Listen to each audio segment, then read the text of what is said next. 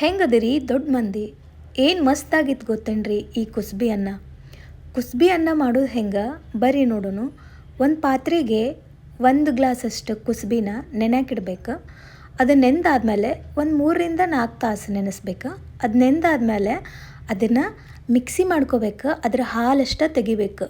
ನೀರು ಹಾಕಿ ಮಿಕ್ಸಿ ಮಾಡಿ ಅದರ ಹಾಲಷ್ಟ ತೆಗೆದು ಈ ರೀತಿಯಾಗಿ ಸಿಪ್ಪೆ ಸಪ್ರೇಟ ಮಾಡಿ ಇಟ್ಕೋಬೇಕು. ಆಮೇಲೆ ಒಂದು ಪಾತ್ರೆಗೆ 1 ಗ್ಲಾಸಷ್ಟು ಅಕ್ಕಿ ಹಾಕಿ ಅದನ್ನು ಒಂದು 4 ವಿಸಲ್ ಕೂಗಿಸ್ಕೋಬೇಕು. ಸ್ವಲ್ಪ ನೀರು ಜಾಸ್ತಿನೇ ಹಾಕಿರಬೇಕು. ಆಮೇಲೆ ಅನ್ನನ ಈ ರೀತಿಯಾಗಿ ಮಗಚಿ ಅದನ್ನು ಇನ್ನೊಂದು ಪಾತ್ರೆ ಒಳಗೆ ತಕ್ಕೊಂಡು ಅದಕ್ಕೆ ಕುಸ್ಬಿ ಹಾಲು ಹಾಕಿ ಚೆಂದಾಗಿ ಮಿಕ್ಸ್ ಮಾಡ್ಕೋಬೇಕ್ರಿ.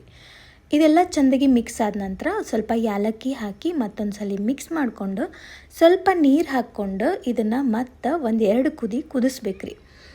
ಇದು ಕುದೀತಾ ಮಸ್ತ್ ಕಲರ್ ಬರ್ತೈತಿ. ಆಮೇಲೆ ಇದಕ್ಕೆ ಸ್ವಲ್ಪ ಉಪ್ಪು, ಒಂದು ಸ್ವಲ್ಪ ಬೆಲ್ಲ ಹಾಕಿ ಅದನ್ನ ಮಿಕ್ಸ್ ಮಾಡ್ಕೊಂಡ್ರೆ ಮಸ್ತ್ ಕುಸ್ಬಿ ಅನ್ನ ರೆಡಿ ಆಕ್ಕೈತಿ. ಆಮೇಲೆ ಹಾಲು ತುಪ್ಪ ಬೆಲ್ಲದ ಜೊತೆ ಕುಸ್ಬಿ ಅನ್ನ ಉಂಡ್ರೆ ಮಸ್ತ್ ಇರ್ತೈತಿ.